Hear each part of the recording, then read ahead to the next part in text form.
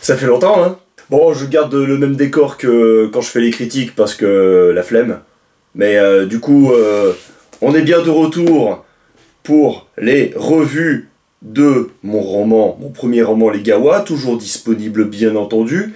D'ailleurs, il commence à prendre la poussière, donc ce serait dommage, hein. Venez l'acheter, ouais. En plus, cette vidéo, elle commence assez mal, parce que je me suis permis de relire en surface le chapitre 6 dont on va parler aujourd'hui. Et il se trouve que j'ai vu des fautes, mais d'une violence. Le coup de la ponctuation, je m'y attendais pas. Je sais que je peux faire des fautes d'orthographe par-ci par-là, mais là, l'oubli du point, sans rire, c'est quand même un peu la honte. M'en voulez pas si je suis un peu émotif en ce début de vidéo. De toute façon, c'est voulu que ce soit celui-ci le premier roman. C'était aussi pour ça. C'est-à-dire, quitte à en sacrifier un sur l'autel de l'ignominie, autant que ce soit celui-là. On en était à chapitre 6, Asrios l'Immortaigne. On commence déjà par un jeu de mots. C'est un chapitre assez particulier. C'est en fait ce qu'on pourrait appeler le genre de chapitre qui est très chiant à écrire quand t'es auteur, parce qu'on est en plein dans le milieu d'une histoire. C'est-à-dire, tu sais tu sais forcément comment est-ce que l'histoire va commencer, parce que t'as tes personnages, t'as ton univers, etc.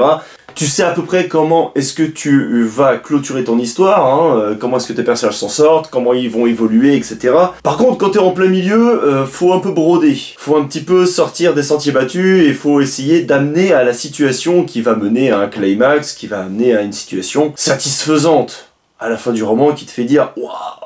C'était cool, c'était bien. Et là on est en vraiment plein dedans. Je sais que je me répète à chaque début de vidéo en disant oui, ça c'est le début, ça c'est le pré-milieu, bah là on est dans le milieu, mais c'est quand même important pour le suivi quand même narratif de l'ensemble de bien comprendre à peu près où est-ce qu'on se situe. Et là en fait, comme on est dans une histoire qui part dans deux directions différentes, pas à partir du même point, mais je veux dire on a deux protagonistes différents qui vivent leur propre histoire et qui vont se retrouver à la fin. En l'occurrence on a la team Delcan, Prêtresse Coronesse, Zertsaf d'un côté, et de l'autre côté, la team Carnage et Asrios qui font leur petite virée dans l'antre du dragon raté. Et il se trouve que tout tourne autour des enfants du dragon raté. En même temps, c'est le titre du roman, hein, l'héritage du dragon raté. Donc il faut bien raconter cette histoire sur deux plans différents. Et là, forcément, il faut que ce chapitre-là fasse avancer les intrigues de chaque côté. Dans le chapitre précédent,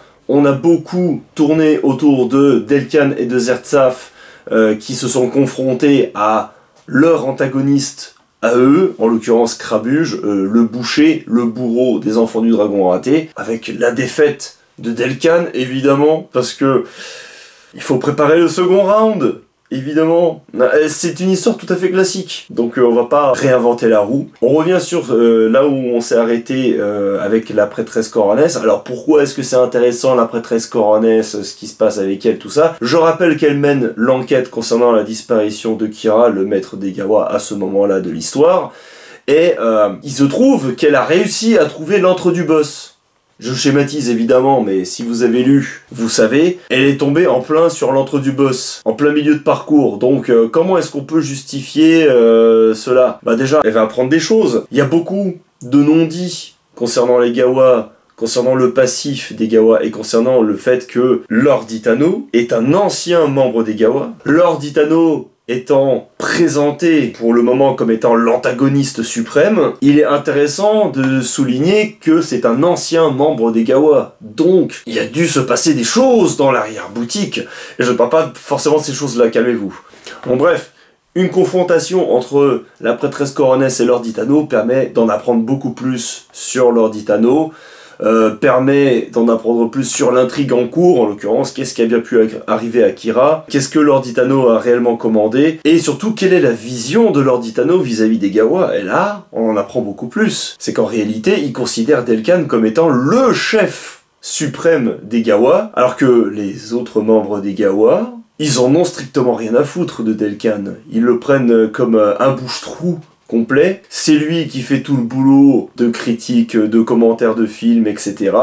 Et eux, ils débarquent en mode récréation. C'est pas du tout ce qu'on pourrait appeler un groupe soudé, et c'est pour ça que c'est intéressant de signaler la chose, parce qu'on arrive dans une histoire où le groupe est déjà formé, ce qui présente fatalement un handicap. On aime bien, en général, partir du début de l'histoire, du début de la formation d'un groupe, quand il est question de créer un groupe. Oui, alors comment ils se rencontrent, pourquoi du comment, quel est l'objectif? L'objectif, en fait, c'est juste de glander et de raconter des conneries en vidéo avant la fin de l'humanité. C'est pas terrible comme pitch. Donc plutôt que de présenter les choses point par point de A jusqu'à Z, on peut commencer de C jusqu'à Z, mais on va revenir progressivement sur A et B dans des moments bien précis qui seront utiles à l'intrigue. C'est comme ça que j'ai réfléchi mon truc. Parce qu'il y a des choses qui pourraient avoir plus de pertinence à être développées plus tard. Maintenant, il n'y a pas nécessité, évidemment, de faire du flashback à tire-larigot. Là, en l'occurrence, dans ce chapitre, je me suis permis de faire un flashback pour présenter la rencontre entre Carnage et Azrios. Pourquoi? Parce que c'est en quelque sorte le dynamique duo des Gawa. Il y en a un qui paraît sérieux alors qu'en fait il est juste un peu morne, un peu déprimé, et l'autre qui est toujours joyeux et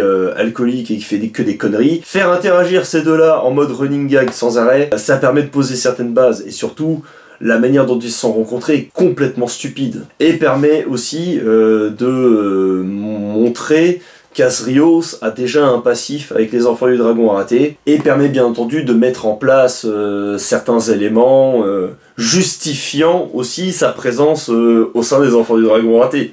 Je me rappelle avoir dû me creuser la tête en me disant merde, comment est-ce que je peux justifier que Azrios a réussi à retrouver la trace de Carnage alors qu'il a potentiellement dû se taper 300-400 bornes. L'odeur du soufre, putain, il doit avoir un sacré nez. En même temps, c'est pas un être humain, Azrios.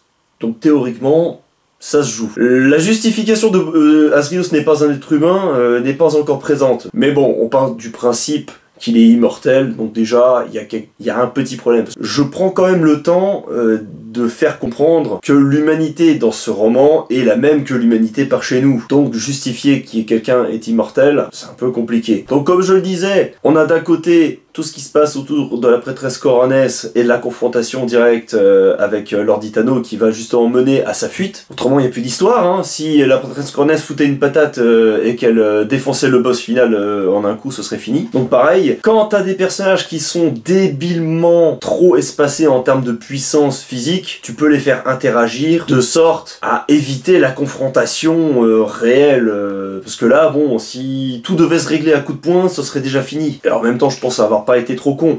Bon, j'ai juste été trop con au niveau de la ponctuation, mais on va pas en reparler, hein. Je suis assez énervé. D'ailleurs là, il y a marqué « ça sent le soufre » avec un F, comme l'odeur du soufre, et juste après, il y a marqué « le soufre » avec 2 F. Non mais... Oh! Oh!